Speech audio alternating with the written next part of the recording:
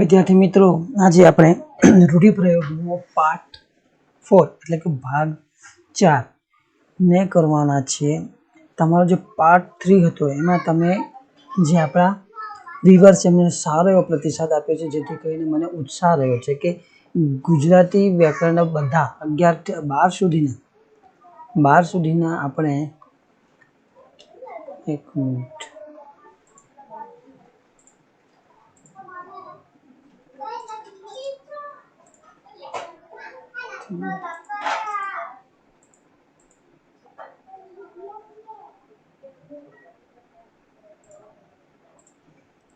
12 સુધીના આપણે ધોરણના દરેકના રૂઢિપ્રયોગને શોર્ટકટમાં કરવાનો પ્રયત્ન કરવાના છીએ. તો વધારે વાતો ન કરીએ અને આપણે શરૂઆત કરીએ આપણા વિષય પર. આના પહેલાં જે લોકોને રૂઢિપ્રયોગ નથી સમજમાં આવી રહ્યા તો આપણે સિરીઝ વાઇઝ પહેલા ક્રમથી ચાલુ કર્યું છે. શબ્દ ભંડોળ. શબ્દ ભંડોળના 4 જેટલા ભાગ લખાયું છે. આ શબ્દ ભંડોળની અંદર જ આપણે કર્યું છે તળપદા શબ્દ, સાથે સાથે કેટલાક રૂઢિપ્રયોગો પણ કરેલા છે, સાથે કહેવતો. જેટલું આવ્યું તેટલું આપણે એને અંદર સમજવાનો પ્રયત્ન કર્યો છે. શબ્દ ભંડોળ પણ કયા છે તો પાઠ્ય પુસ્તક આધારિત જ છે. એને વિસ્તારથી બહુ જ સરળ રીતે સમજાવેલા છે. તો જરૂર તમને વિડીયો જોશો, જરૂર પડે તમને લિંક ડિસ્ક્રિપ્શનમાં દરેક વિડીયોની મૂકી દઈશ. તો વધુ વાતો ન કરીએ, હવે આપણે શરૂ કરીએ છીએ આપણા ભાગ 4માં. જે પહેલો આપણો રૂઢિપ્રયોગ છે એ તાપસી પૂર્વી. તાપસી એટલે કે ચાલતી વાતને ટેકો આપો. કોઈક વાત ચાલી રહી છે, ત્યાં ઘડી એ વાતનું સમર્થન કરવાનું છે. એ સમર્થન કરવા માટે કે હા, આ વાત જે કહી રહ્યા છે સાચી છે, તો એ વાતને સમર્થન માટે જે વાત કરી રહ્યા છે કે હા એ વાત છે, તો એના માટે જે રૂઢિપ્રયોગ થાય એટલે કે આ તાપસી પૂરી, એટલે કે એ વાતનું સમર્થન કરે છે, જે વાત ચાલી રહી છે કે આ વાત યોગ્ય છે. બીજો રૂઢિપ્રયોગ છે પાટી મેળવી. પાટી એટલે લખવાની પાટી નહીં, પાટું મેલ્યું એવું આપણે સૌરાષ્ટ્રની બોલીમાં સાંભળીએ છીએ. તો પાટી મેળવી એટલે કે એનો થાય છે દોડાવવું. પાટી મેળવી એટલે દોડાવવું. ત્યાર પછી ત્રીજો જે રૂઢિપ્રયોગ છે પસીનામાં રેબઝેબ થઈ જવું. આ બીજી ભારતીય ભાષાનો શબ્દ છે, જે ગુજરાતીમાં સમાવે છે અને પસીનામાં એને ઉર્દુમાં કહે છે રેબઝેબ. આ તળપદો શબ્દ છે. થઈ જવું, પસીનાનો અર્થ થયો છે પરસેવે. રેબઝેબનો સમાનાર્થી થયો લથબથ થઈ જવું. રેબઝેબ એટલે કે તરબોળ થવું. એક શબ્દ આના માટે આ પણ પ્રયોગ થાય છે, તરબોળ, લથબથ, રેબઝેબ. આ બધા કેવા શબ્દો છે? આ છે ને દ્વિરૂપત શબ્દ છે. યાદ રાખજો, દ્વિરૂપત શબ્દ પૂછાય છે. માઝા મૂકવી, મઝા મૂકવી, મર્યાદા ત્યજી દેવી. માઝાનો અર્થ થાય છે મર્યાદા. પહેલા આપણે કરી ગયા છે કે મર્યાદા વગરનું સમાસનો આપણો જે છે ને ચેપ્ટર વિડીયો એક મૂક્યો છે. સમાસની અંદર 3 પેટા પ્રકારની અંદર બધા સમાસની વાત કરી છે. એની અંદર આ શબ્દ સમજાવ્યો કે માઝા, અમર્યાદા, જેની મર્યાદા નથી, એટલે મર્યાદા ત્યજી દેવી તો અમર્યાદા. ખાલી ઘોડા દોડાવવા. હવે ખાલી ઘોડા કોઈ દિવસે ખાલી હોતા નથી. એક ઘોડો એક પ્રાણી છે, આ પ્રાણીનું પ્રતીક છે. આ પ્રતીકનો ઉપયોગ કરીને દોડાવે એટલે કે નકામા વિચાર કરાવ. ઘોડો એ તેજીનો પ્રતીક છે. આપણે જે હોર્સ પાવર લખીએ છીએ ને એકમ, કે શક્તિનો એકમ હોર્સ પાવર, તો એના માટે એક પ્રયત્ન કે ઘોડા દોડાવવા એટલે કે નકામા વિચાર કરવા. અને વિચારોની ગતિ સૌથી વધારે હોય છે, પણ એ કેવા સેક્ચુઅલી નકામા વિચારો, બરાબર, તેની વાત. તો આ જે વાતને સમર્થન કરવું હોય ત્યારે જે રૂઢિપ્રયોગનો પ્રયોગ થાય છે એ છે ખાલી ઘોડા દોડાવવા, એટલે કે નકામી વાતો કરવી. ત્યાર પછી છે ગામનું નાક રાખવું. હવે આ પહેલા આપણે રૂઢિપ્રયોગ પાર્ટ 3 ની અંદર કરી ગયા છે.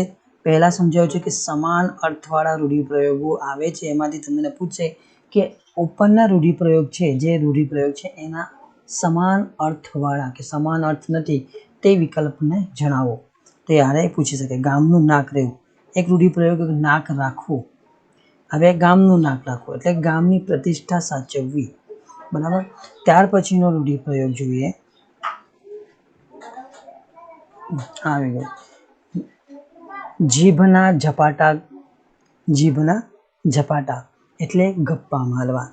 જીભના ઝપાટા મારવા એટલે કે ગપ્પા મારવા. હવે કહે છે ને જીભને હાડકાં હોતા નથી, એક આવો પ્રયોગ થાય છે કે જીભને હાડકાં હોતા નથી. રૂઢિ કહેવત છે ને કે જીભ વળે તેમ વળે, તો એ જેમ બોલે જેવું ફાવે તેવું બોલે, એટલે કે ગપ્પા મારે, વધુ પડતી વાતો કરે, બોલ કરે. તો એના માટે જે રૂઢિપ્રયોગ થાય છે કે આના જીભના ઝપાટા બહુ છે, આવો રૂઢિપ્રયોગ કરવામાં આવે છે. ત્યાર પછી જોઈએ તો કાપલો કાઢી નાખવો. કાપલો કાઢી નાખવો, બધું ખાઈ જવું. કાપલો એટલે કે કાપલા માટે એક ટુકડાનો પ્રયોગ થતો હોય છે કે કાપલો એટલે કે આખી વસ્તુમાંથી કેટલો આ ભાગ, તો આ ભાગ કાઢી નાખવો, તો એને કહે છે કાપલો કાઢી નાખવો. પણ અહીંયા જે રૂઢિપ્રયોગનો અર્થ થાય છે બધું ખાઈ જવું. કાપલો કાઢી નાખવો એટલે બધું ખાઈ જવું, એના અર્થમાં પ્રયોગ થયો છે. ત્યાર પછી જોઈએ તો એક રૂઢિપ્રયોગ છે આ પા કે પેલે પા. કોઈ પણ પ્રકારની પરિસ્થિતિને પહોંચી વળવા તૈયાર રહેવું. કોઈ પણ પ્રકારની પરિસ્થિતિને પહોંચી વળવા, આ પા કે પેલે પા એટલે કે આ પાર કે પેલે પાર. કોઈ પણ પરિસ્થિતિમાં આ કામને આપણે પૂર્ણ કરવું છે, પછી આના માટે જે થાય તે, તો એના માટે જે શબ્દ પ્રયોગ કે આ પા કાં તો પેલે પા, અહીંયા નહીં તો ત્યાં નહીં, ગમે તે પરિસ્થિતિ આપણે આપણું કામ પૂરું કરવું છે.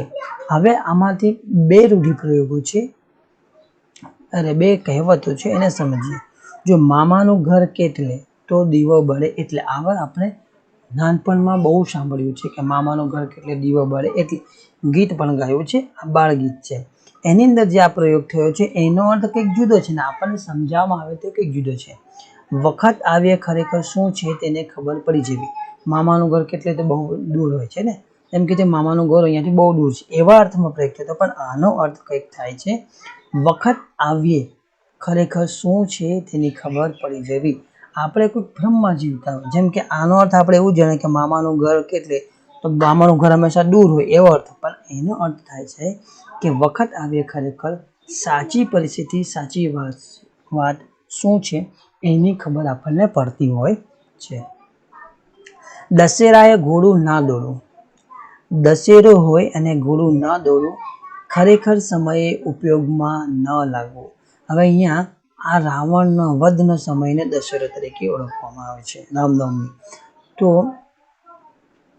દશેરાના દિવસે ઘોડું ના દોડવું, ખરેખર જ્યારે સમય હોય, જે વસ્તુને જ્યારે ઉપયોગ કરવાનો હોય તે વસ્તુ ત્યારે ઉપયોગમાં ન આવે, ત્યારે આ રૂઢિપ્રયોગનો પ્રયોગ થતો હોય છે. દશેરાએ ઘોડોને આપણે અર્થ સમજીએ કે ઘોડો પ્રતીક પહેલાં સમજાવી ગયું, શક્તિનું પ્રતીક તરીકે વાપરતા આવે છે રૂઢિપ્રયોગમાં.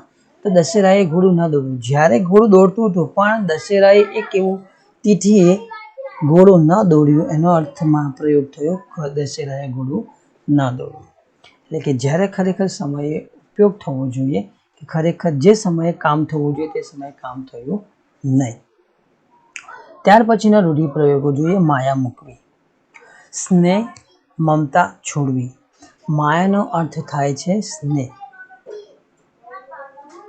માયાનો જે અર્થ થાય સ્નેહ, મમતા અને લાગણી. તો માયા મૂકવી એટલે કે છોડવી, તો સ્નેહ મમતાને છોડી દેવી. કોઈ પ્રત્યે માયા હોય અને સ્નેહ લાગણી હોય તો એ લાગણી છોડી દેવાનું હોય, ત્યારે એક જે રૂઢિપ્રયોગ થાય છે કે એને માયા મૂકી દીધી. અને પછી માત કરવી. માત એટલે હરાવવું. માતનો અર્થ થાય છે હરાવવું. માત કરવી એટલે હરાવવું.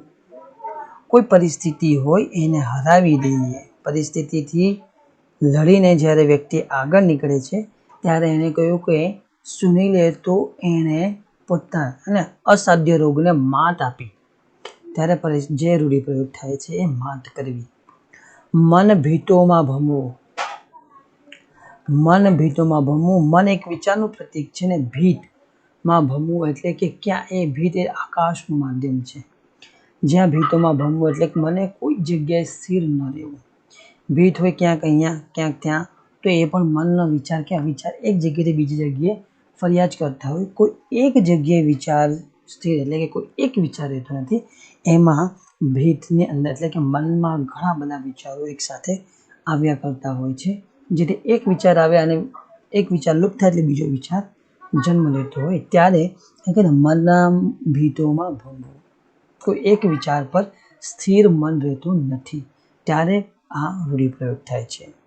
મોંમાં આંગળા નાખવા, આવું થાય છે, પણ મોંમાં આંગળા નાખીને બોલાવવું એટલે કે પરાણે બોલાવવું. પરાણાનું આ તળપદો શબ્દ છે, એનો અર્થ કે જોર જબરદસ્તી. જોર જબરદસ્તીથી તમે કોઈને કોઈ વાત એના મનમાં મોંમાંથી બોલાવો, ત્યારે જે પ્રયત્ન મોંમાં આંગળા નાખી બોલાવો. એવો જ બીજો રૂઢિપ્રયોગ છે મોંમાં મગ ભરવા. આનાથી વિરુદ્ધ છે. હવે આવા જ હોય ત્યારે કે ને મોંમાં મગ ભરવા એટલે કે મૂંગા રહેવું, અને મોંમાં આંગળા નાખીને બોલાવું. આ બંનેનો અર્થ કેવો છે? વિરોધાભાસી. બંને અર્થ અલગ અલગ અર્થ આપે છે. પ્રયોગ પ્રતીક તરીકે મોંનો જ પ્રયોગ થયો છે, પણ અહીંયા આંગળા છે, અહીંયા મગ ભરવા એટલે કે મોંની અંદર એટલું બધું ભરી દેવું કે જેથી કે ભૂલી નહીં શકે. તો મૂંગા રહેવું, મગ ભરવું એટલે મૂંગા રહેવું.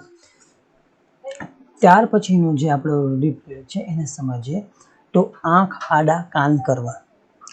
આંખ આડા કાન કરવા, આવું તો ક્યારેય આપણે જોયું નથી, પણ આનો જે અર્થ થાય છે કે આંખ છે અને આંખ જોવાનું કામ કરે છે, અને આડા કાન કરવા એટલે કે આંખને જોવાનું નથી પણ આડા કાન કરવાના છે.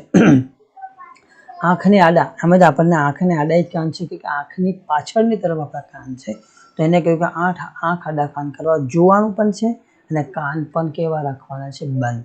એટલે કે બંને વસ્તુનો અહીંયા એક આંખ અને કાન, આ બંનેને શું કરવાનો છે? નિષેધ કરવાનો છે. કોઈ કાને પડેલી વાતને નિષેધ કરવાની છે અને આંખે જોયેલી વસ્તુનો નિષેધ એટલે કે એને ગણકારવી નથી, અવગણવું છે, એના અર્થમાં પ્રયોગ થાય. ત્યારે જ એનો અર્થ ઉપસીને આવે છે કે વાતને ધ્યાનમાં લેવી નહીં.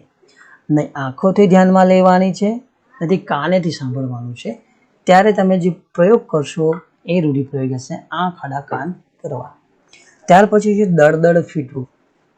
દળદળ ફીટવું આપણે પહેલા પણ આવી ગયું છે શબ્દ ભંડોળની અંદર. દળદળ તળપદા શબ્દની અંદર. ગરીબાઈ દૂર કરવી. દળદળ ફીટવું એનો અર્થ થાય છે ગરીબાઈ દૂર કરવી. આ ખાસ આવા જે રૂઢિપ્રયોગ છે એને ખાસ તમારે યાદ કરી લેવા. પછી મિજાજ ગુમાવવું. મિજાજ એટલે તમારી જે માનસિક શક્તિ છે એના માટે, એટલે કે ગુસ્સે થવું. ત્યાર પછીનો રૂઢિપ્રયોગ છે આડું જોઈ જવું. આંખે આડું જોવું, બાજુમાં હોય આડું જોઈ જવું એટલે કે આડું જોઈ ત્યારે એનો અર્થ થાય છે કે એને પસંદ આવ્યું નથી, ના પસંદનું છે. ના પસંદ કરો ત્યારે તમે જે રૂઢિપ્રયોગ કરો છો એ કયો? આડું જોઈ જવું, અણગમો બતાવો. ક્યાંથી આવી ગયો? આપણે કહીએ આડું જોઈ જવું. કાને અથડાવવું. કાને અથડાવવું એટલે કે કોઈ કાને મારવા નથી, પણ આ શબ્દો કોઈની વાત કાને પડે છે ત્યારે જે રૂઢિપ્રયોગ થાય છે એટલે કે કાને અથડાવવું. શબ્દો સંભળાય છે, અહીંયા આગળ આ ખોટું છે. શબ્દો સંભળાવવા, કાને કોઈ શબ્દો કોઈનો વાત સાંભળી રહ્યા છે કે સંભળાઈ રહ્યા છે, તો એના માટેનો જે રૂઢિપ્રયોગ છે કાને અથડાવવું. ત્યાર પછી છે નાડ પારખવી. આ એક ઔષધ ને, રોગ પારખવા માટે જ્યારે વૈદ્ય હોય તો તમારે હાથની જે નાડી હોય એને પારખે છે કે ધબકારા, તો નાડ પારખવી એટલે કે મનને જાણવું. આ રૂઢિપ્રયોગ થાય છે મનને જાણવા માટે. અને જે વૈદ્ય તમારી નાડી પારખે છે કયો? રોગને જાણવા માટે. અને રોગને જાણવા માટે જે પદ્ધતિ છે નસને પકડવી અને સમજવું, તો એ છે રોગ જાણવા માટેના. આ છે રૂઢિપ્રયોગનો છે નાડ પારખવી એટલે કે મનને જાણવું. ત્યાર પછી છે મનસુબા ઘડવા. મનસુબાનો અર્થ થાય છે વિચાર. મન શુબો એટલે કે શુબો હોય ને તેમ મન એટલે કે વિચારો અને યુક્તિઓની એક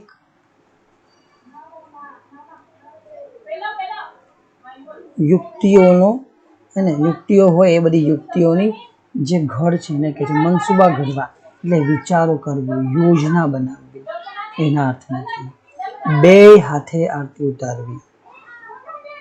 બે હાથે જ્યારે આરતી ઉતારે છે તે એક હાથે નહીં પણ આપણે બે હાથે આરતી ઉતારે છે એટલે કે મહેરબાની કરવીના અર્થમાં પ્રયોગ થાય છે. બે હાથે ઉતારવી એટલે મહેરબાની કરવાના અર્થમાં. આ પણ તમારે ખાસ યાદ રાખી લો. પાણીના રેલા માફક વહી જવું. પાણી કેવું વહેતું હોય છે? પાણી સતત ગતિથી વહેતું હોય છે. તો એ કહે ઝડપથી નાશ પામવું.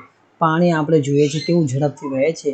જો કોઈને વિજ્ઞાન હોય તો ફટાફટ પાણી વહી જાય છે, તો તેના માટે કહે છે પાણીના રેલા માફક વહી જવું, એટલે કે ઝડપથી નાશ પામતું હોય ત્યારે જો રૂઢિપ્રયોગ થશે ત્યારે પાણીના રેલા માફક તે વહી ગયો. સોનાના પારણામાં ઝુલાવવું. વૈભવ કે શ્રીમંતાઈ કરવી. શ્રીમંતાઈનો અર્થ છે કે ખૂબ ધનવાન અને ધનવાન. વૈભવ શ્રીમંતાઈ ને સોનાના પારણા, જે મોટા અમીર લોકો હોય એના ઘરે સોનાના પારણામાં બાળક ઝૂલતું હોય તો એને કે સોનાના પારણામાં ઝુલાવવું, એટલે કે શ્રીમંતાઈમાં એનો ઉછેર થયો છે એવા અર્થ થતો હશે. પછી છે ફટકો પડવો. ફટકો પડવો એટલે કે કોઈ નુકસાન, પરાજિત થવું. ફટકો પડે એટલે કે પરાજિત થવું, ઘસી નાખવું. પછી જીવ લઈને નાસવું. જીવ લઈને નાસવું એટલે આપણને ખબર, જીવ બચાવવા ઘણી જ ઉતાવળે દોડવું. અને જીવ લઈને નાસવું એટલે કે આપણે કૂતરું પાછળ પડ્યું હોય તો મેં તો જીવ મૂકીને ભાગ્યો. જીવ મૂકીને એટલે જીવને અંદર હાથમાં લઈને ભાગ્યા. જીવ બચાવવા બહુ ઝડપથી દોડ્યો. ત્યાર પછીનો કે રૂઢિપ્રયોગ છે આપણે ચૂ કે ચા ન કરવી. ચૂ કે ચા ન કરવી. આનો કોઈ અર્થ આપણને નથી. આનો જે રૂઢિ એટલે કે પહેલા કોઈ અર્થ પ્રયોગ થયેલો છે ચૂ ચા, એટલે કે કંઈ પણ ન બોલવું, સાવ ચૂપ રહેવું. આ ચૂ ચા ન કરવી, આ બંનેનો જે વણ છે, આ શબ્દ છે જેને આપણે કહીએ છીએ કે ચૂપ રહેવું, કંઈ જ નહીં બોલવું, કશું જ બોલવું નહીં ના અર્થમાં જ્યારે પ્રયોગ થયો એટલે કે ચૂ ચા કરીશ નહીં, આવા રૂઢિપ્રયોગનો થતો હોય છે. એકના બે ન થવું. હવે આ એક છે એમાંથી બે ન થાય પણ એકના બે થાય. આ રીતના આ એક છે એમાંથી બે થવું. તો આપણે આગળ રૂઢિપ્રયોગ કરી ગયા છે એકના બે ન થવું એટલે કે પોતાની વાતમાં મક્કમ રહેવું. અને બે પાંદડે થવું ત્યારે અને આગળ રૂઢિપ્રયોગ કરી ગયો છે કે બે પાંદડે થવું. અને ધનવાન બનવું એનો અર્થ થાય છે ધનવાન બનવું, સુખી થવું અને બે પાંદડે થવું. આ રૂઢિપ્રયોગો એકના બે ન થવું એટલે કે પોતાની વાતમાં મક્કમ રહેવું. જ્યારે બે પાંદડે થવું એનો અર્થ થઈ જશે કે ધનવાન બનવું. હાજા ગગડી જવા. બીકથી હાજા ગગડી જવા એટલે કે થરથર કાપવું એટલે બીકથી થથરી જવું. આ પણ રૂઢિપ્રયોગ છે. પછી ગજુ ન હોવું. ગજુ ન હોવું એટલે કે શક્તિના અર્થમાં પ્રયોગ થાય છે. આ પદ શક્તિ બહારની વાત હોવી. જીવ પડીકે બંધાવો. જીવ પડીકે બંધાવો એટલે કે ભારે ચિંતા થવી, ચટપટી થવી. ચટપટી ભારે ચિંતા થવી, જીવ પડીકે બંધાવો હે ને, જીવ સંકળાઈ જવો કે ને જીવ પડીકે બંધાયો. ભોંયમાં પેસી જવાનું મન થાય. ભોંયમાં પેસી જવું એટલે કે આને કોઈ ભોંયમાં આપણે અંદર ખાડા ખોદીને જતા રહેવાની વાત નથી, પણ એ શું છે ભોંયમાં એટલે કે નીચું જોઈ જવું, નતમસ્તક થઈ જવું. કોઈ બાબતમાં ભૂલ થઈ હોય ત્યારે આપણે શરમમાં પડીએ ત્યારે આપણે નતમસ્તક થઈ જઈએ, મોં નીચું કરી લઈએ અને શરમાઈએ છીએ. ત્યારે જે રૂઢિપ્રયોગનો અર્થ થાય છે કે ભોંયમાં પેસી જવું એટલે ખૂબ શરમાવવું, લાજ આવવી ને એનું મોં ભોંયમાં પેસી ગયું તો એના અર્થ થાય કે એક શરમાય છે, એના અર્થમાં પ્રયોગ થાય છે. ત્યાર પછીનો રૂઢિપ્રયોગ છે ઘેલું લાગવું. અતિ આકર્ષણ થવું. ઘેલું લાગવું, ઘેલું એટલે આકર્ષણ, સ્નેહાળ અને ઘેલું લાગવું, અતિ આકર્ષણ થવું. રાતા ચોળા થવું, આગળ પણ રૂઢિપ્રયોગ આવ્યો છે રાતા ચોળા. લાલ પીળા થવું, આને એક અને બીજો આનો સેમ અર્થ છે. રાતા ચોળા થવું તો લાલ પીળા થવું. બરાબર. હવે આને આના બંનેનો સમાન અર્થ થાય છે. ગુસ્સે થવું, લાલ પીળા થવું એનો અર્થ પણ છે ગુસ્સે થવું, અને રાતા ચોળા થવું એનો પણ અર્થ થાય છે ગુસ્સે થવું. તો તમને ને હવે રાતા એટલે પણ લાલ થાય. આ તળપદી ભાષા, મૂળ તળપદી ભાષાનો રૂઢિપ્રયોગ છે. તેને અહીંયા આગળ લાલ પીળા થઈ જવું, રાતા ચોળ થવું, ચોળનો અર્થ પીળા. બરાબર. તો આ બંને રૂઢિપ્રયોગનો એક જ અર્થ થશે, ખાસ ધ્યાન રાખવું. જો તમને ફરી કહું છું કે રૂઢિપ્રયોગના આપણે 1, 2 અને 3 પાઠ કરેલા છે, તમે ત્યાં જોઈ લેશો તો તમને જરૂરથી બાકીના જે રૂઢિપ્રયોગો આવી રહ્યા છે એને સમજવામાં ખૂબ સરળતા રહેશે. ત્યાર પછી છે તરબતર કરી દેવું, ભરપૂર કરી દેવું. તરબતર કરવું એટલે ભરપૂર, આપણે રેબઝેબ થઈ જવું આવ્યો ને, રેબઝેબ થઈ જવું. આગળનો જે ગયો શબ્દ એ રેબઝેબ થઈ જવું. પછી બીજું હતું લથ, બટ, અને આ તરબતર. આ એવા શબ્દ છે જે દ્વિરૂપત શબ્દ તરીકે ઉપયોગ થાય છે. પછી બાવાના બે બગડવા, બાવાના બે બગડવા એટલે બંને બાજુ નુકસાન થવું. બે એટલે બે, અને બંને બાજુ જ્યારે નુકસાન થાય છે ત્યારે કેવું છે કે બાવાના બે બગડ્યા. એના તો હૈયે તેવું હોઠે, હૈયે તેવું હોઠે કે જે છે મનમાં છે એ જ હોઠ પર છે, એટલે કે સાફ મનના, ચોખ્ખા દિલનું હોવું, એકદમ ચોખ્ખું. જે દેખાય છે એ જ, જે બહાર છે એ જ અંદર છે. તો એના માટે જે રૂઢિપ્રયોગ થાય છે હૈયે તેવું હોઠે, એના મનમાં છે એ જે બોલે છે, તેના માટે જે રૂઢિપ્રયોગ થાય છે એ છે હૈયે તેવું હોઠે. પછી ઊંટ મારવા પડે એવું તરસ લાગવી, અને ઊંટ એ શાનું પ્રતીક છે, અહીંયા ચિહ્ન આવશે.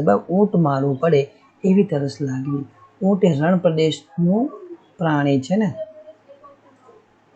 હા, રણ પ્રદેશનું પ્રાણી છે. તો ઊંટ મારવું પડે એવી તરસ લાગે એટલે સમજવું કે ખૂબ તરસ લાગે છે, જેને ખૂબ જ તરસ લાગે. ઊંટ જ્યારે રણ પ્રદેશમાં હોય છે તો એ આપણને રણ પ્રદેશમાં કંઈ જે પણ મળે તો ચાલી જાય. તો ઊંટ પણ રણ પ્રદેશનું છે. તો ઊંટ પોતાને બચાવવા માટે અને પોતાની ચરબીનો ઉપયોગ એ શું પોતાના જીવન માટે કરે છે. તો એટલે કહે છે કે ઊંટ મારવો પડે તેવી તરસ લાગવી, ખૂબ જ તરસ લાગવી કે એનાથી રહી શકાય નહીં તેવી પરિસ્થિતિ હોય ત્યારે આપણે કહીએ છીએ ઊંટ મારવા પડે એવી તરસ મને લાગી છે. ત્યાર પછી જોઈએ રીગડી કરવી. રીગડી કરવી, રીગડીનો અર્થ થાય છે હેરાન કરવું. આ તમારો રૂઢિપ્રયોગની અંદર તળપદો શબ્દ છે, ખાસ યાદ રાખી લેવું. તળપદો શબ્દ, હેરાન કરવું. પછી આડી જીભ વાવવી, અવરોધ ઊભા કરવા, ના પાડવી. જ્યારે તમે જીભને આડી કરો તો એ જીભ દાંતની વચ્ચે આવી જાય તો તમને તકલીફ થાય છે. તો પણ આ જે પ્રયોગ થયો છે કે આડી જીભ આવી એટલે કે અવરોધ ઊભા કરવા, ના કહી દેવું. હે ને, જીભ આડી મૂકે છે ત્યારે આપણે ભૂલ ચૂકે પણ ચાવવાનો પ્રયત્ન કરતા નથી, એટલે કે જીભને તકલીફ ન થાય. તો એનો અર્થ થયો કે એ ના પાડે છે, આ બાબતની અંદર અવરોધ ઊભો થઈ રહ્યો છે. પચાવી પાડવું, હજમ કરી જવું, પોતાનું કરી લેવું. પચાવી પાડવું એનો અર્થ થાય છે એને પોતાનું કરી લેવું. આ તો બધાને જ આવડતો હોય છે. પછી છે સોદરી વળવી. સોદરી, આ પણ તમારો તળપદો શબ્દ છે. સોદરીનો અર્થ છે સંતોષ, તૃપ્ત, એટલે કે સંતોષ થવો, તૃપ્ત થવો. આ તમારો તળપદ શબ્દ છે. સોદરીનો અર્થ શિષ્ટ રૂપ થાય સંતોષ, તૃપ્તિ મેળવવું. પછી છે પાડ માનવું. પાડનો, આ તળપદો શબ્દ પાડનો અર્થ થયો ઉપકાર, ઉપકાર, આભાર માનવો. દાઢ બેસાડવી, દાઢ બેસાડવી એટલે બચકું ભરવું. જ્યારે પણ આપણે કહીએ છીએ ને કોઈ બચકું ભરે તેના દાંત બેસી જાય ત્યારે કે એને તો એને બચકું ભર્યું છે, આવા દાંત બેસી ગયા બાળક કોઈને, હે તો કહે છે કે દાંત બેસાડ્યા એટલે કે બચકું ભરવું, તો એને કહેવાય છે દાઢ બેસાડી. પછી છે મન માનવું. મન મારવું એટલે કે તૈયાર થવું, સંમત થવું. મન મારવું હોય તો મનનો નિષેધ કરવો, હે તૈયાર ન થવું. હવે આનું મન ન માનવું તો નિષેધ કરો, મન ન માનવું અને મન માનવું તો તૈયાર થવું. પછી મનને મારવું, મનને મારવું એટલે કે જે એને મનને અનુકૂળ નથી તે ક્રિયા કરવું હોય ત્યારે કહો મનને મારીને એને કામ કર્યું. સદભાગ્ય સાંપડવું, સદ એટલે સારું, સત ને કેવું ભાગ્ય છે એનું સદ અહીંયા આવશે સદ. સદભાગ્ય સાંપડવું એટલે કે સતનો અર્થ થાય છે પુણ્ય, હે ને. પુણ્ય કાર્ય મળવું એટલે કે પુણ્ય કાર્ય કરવાની એને અવસર મળ્યો, સત્કાર્ય કરવાનો અવસર છે ને. સદને આપણે સત્પન તરીકે, એને આનો અર્થ થાય છે સદ, સત અને સદનો અર્થ થાય છે પુણ્ય. તો સદભાગ્ય સાંપડ્યું એટલે કે એને જે ભાગ્ય મળ્યું છે સત્કાર્ય કરવા માટે મળ્યું ત્યારે જે રૂઢિપ્રયોગનો પ્રયોગ થશે એ છે સદભાગ્ય સાંપડવું. તો જરૂરથી આપણે રૂઢિપ્રયોગોનો આ અંતિમ હશે, બરાબર. તો જરૂરથી આપણે કહીશું, ફરી કહ્યું છું કે જેને રૂઢિપ્રયોગનું પાર્ટ 1 નથી કર્યું 2 અને 3 જરૂરથી તમને લિંક ડિસ્ક્રિપ્શનમાં મળી જશે, તમે જરૂરથી એને જોશો. મારી એવી અપેક્ષા છે. તમારી એક લાઇક અમારા માટે ઉત્સાહનું કામ કરીને સબસ્ક્રાઈબ કરવાનું ભૂલશો નહીં. સાથે સાથે બેલ આઇકોન તમે ઓન કરશો તો તમને જરૂરથી નવી વિડીયોની નોટિફિકેશન ઝડપથી મળી જશે. તો જેથી કરીને વધુમાં વધુ લોકોને શેર કરશો એવી હું પણ અપેક્ષા રાખું છું.